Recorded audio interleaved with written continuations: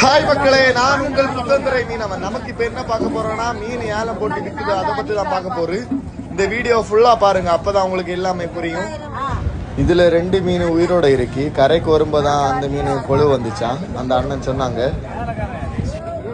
எனக்கு இந்த மீன் வகையில அழுவ குட்டி தான் ரொம்ப பிடிக்கும். உங்களுக்கு எந்த மீன் பிடிக்குமானி கமெண்ட்ல சொல்லுங்க, பாப்போம் யாருக்கெல்லாம் என்ன மீன் பிடிக்குதானி.